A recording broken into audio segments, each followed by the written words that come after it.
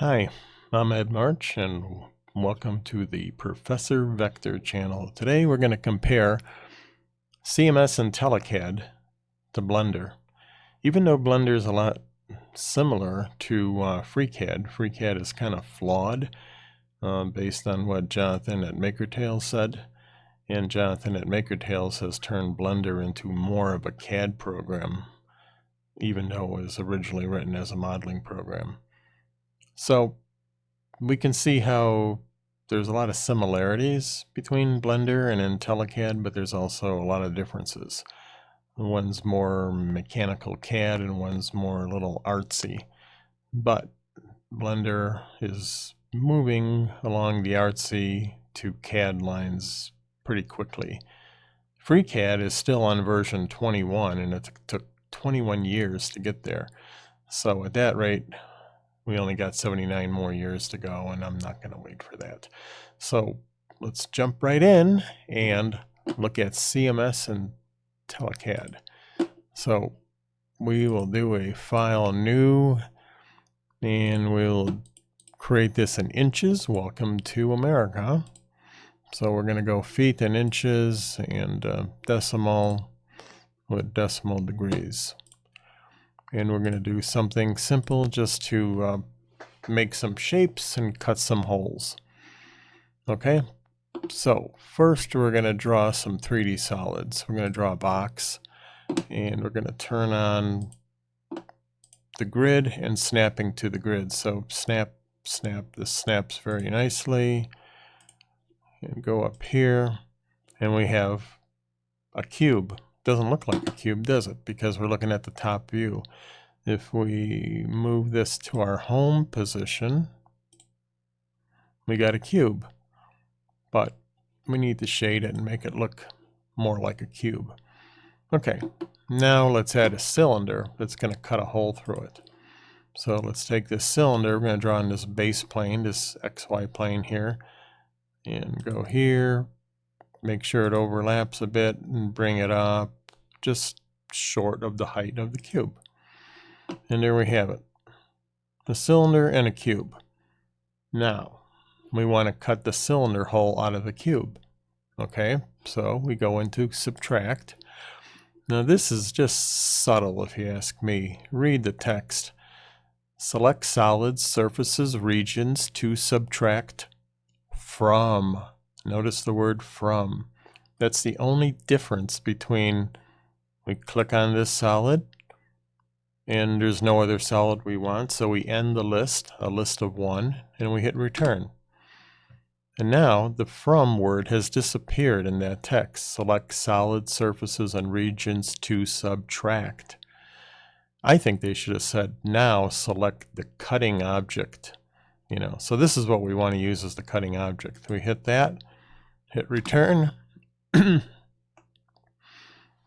and we hit shift and right mouse to, come on. Well, it cut the cylinder out of the cube. Now notice there's no tree selection or anything like that that can be renamed. This is a 3D solid object. You can't rename it. You can't do anything to it. If you undo it, if you hit Control Z here,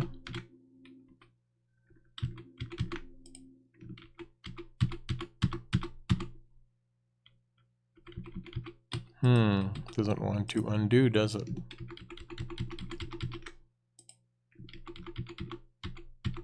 There we go.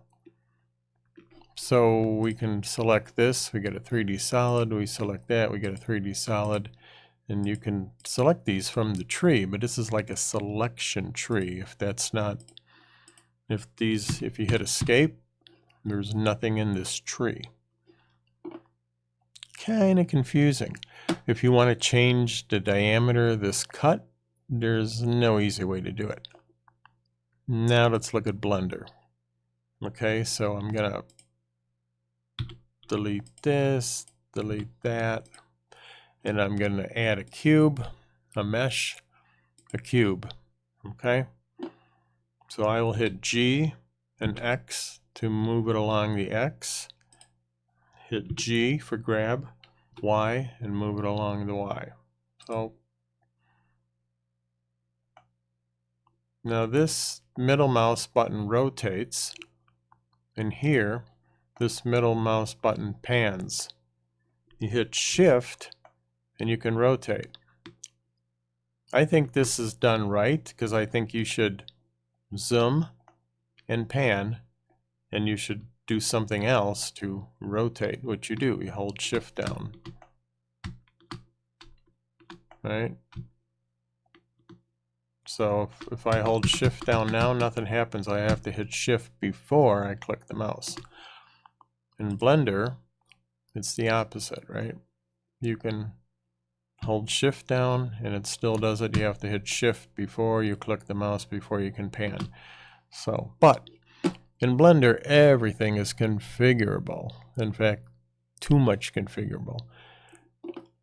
All right, now we're going to add another object, a mesh, and a cylinder. Okay, and we want to hit G to grab it and put it right about there. Fooled you, huh? We can go to our top view, which would help. Hit G and Y there, hit G and X, move it in the corner.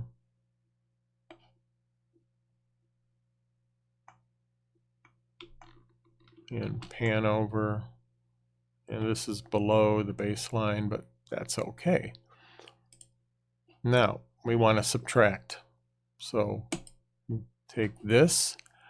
So notice this is kind of post command.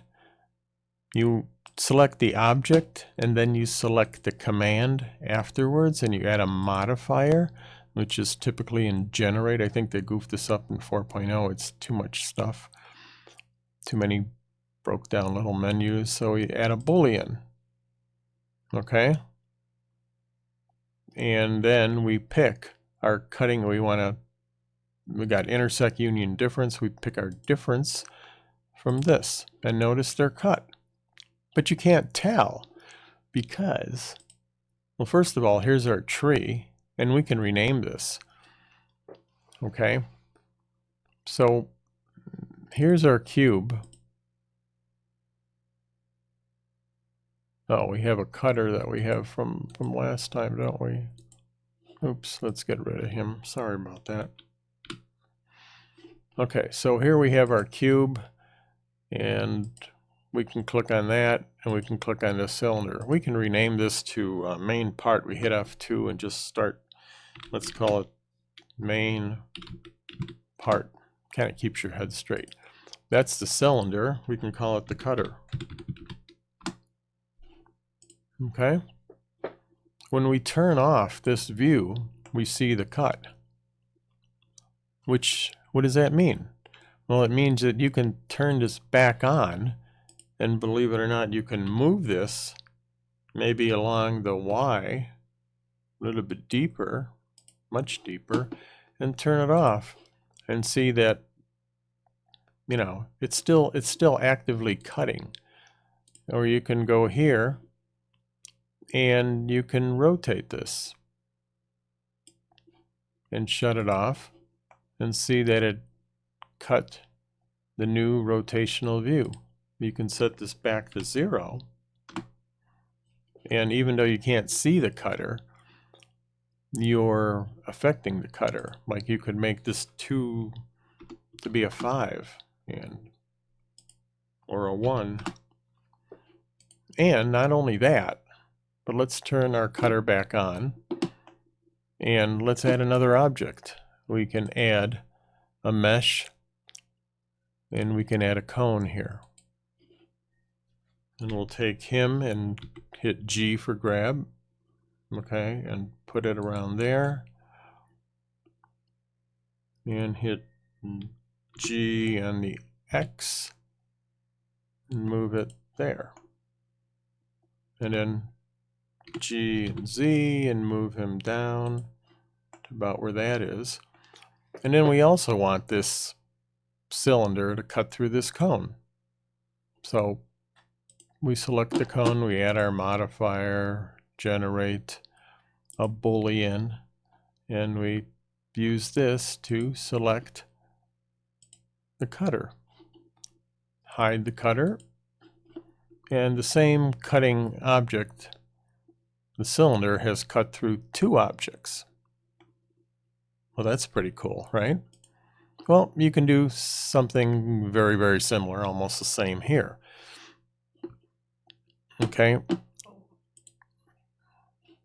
These two can cut through each other. So we'll hit subtract. Now it says select what do you want to subtract from. We want to subtract from this. And then we hit return because we're done with our list and the from word has disappeared. We click that and hit return. And there it is. But there's no way to dynamically change this other than to undo it. But if you decide that you cut this hole and then you did 20 steps later and did a million other things to this, well, I don't know how you did a million things in 20 steps, but if you did, then it would be very difficult to change this. But now let's add, I don't like this selection that's always kind of live, so let's add a cone like we did. We add this on the baseline here and go up.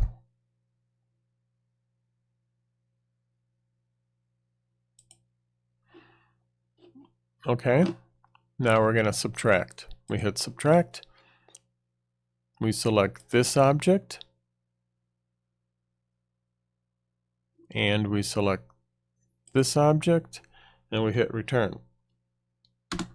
And then the one we want to subtract, we hit this object and hit return. And it has cut a hole.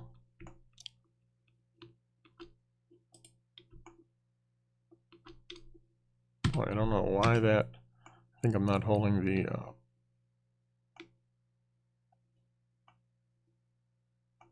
so you can see that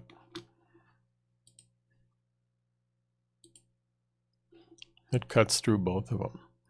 But no way to dynamically change that, no way to rename this selection. Now, we can do the opposite. We can use two cutting objects. So let's undo, undo, undo, undo, undo, undo, undo. And let's make another cylinder. So let's add a cylinder down here and make it taller so we get a difference. Okay, maybe he's a little too big. So which object do we want to select?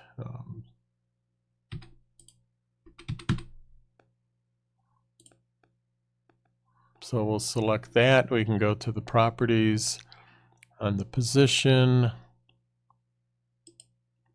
and on the base radius. Let's make him 1. All right. But now it's not really good enough, so we got to move him over. So to move, we hit escape a couple times, make sure nothing's selected. We type in move, M-O-V-E. We select the object we want to move, which is him. We press return. We select a base point. Now a base point means like a handle, right? So right there. And then we select another point on where we're moving them to. So let's say there. And now we have a nice view to use that as a cutter, don't we? Okay. So let's go subtract. Select the solids which we're cutting from, which is this one, this one. Wait. Gotta make sure nothing was selected here. Let's go, maybe that's an easier view to see the selections. Let's select that object and that object. Hit return. we're going to use this and this, that and that, hit return. No, we didn't, we did it wrong, didn't we? Because I ignored that pop-up dialog, defaulted to none. So here, subtract this, return that, which is, we could use both of those. I think we can do that. Hit return. Ooh, didn't select what I thought. I'm not sure why that is. Let's try this from more of a top view so we can select the right ones individually. There we go. We can select that and that. Okay. So subtract that, return this, and that, hit return. And we have used two pieces to subtract out. Can you tell though? Not really. Maybe because that's a little, it did the right thing. It's just not that obvious. In Blender, we can do the same. Okay, well, if you learned something, give me a thumbs up and a like, and please subscribe. Hope it's been educational.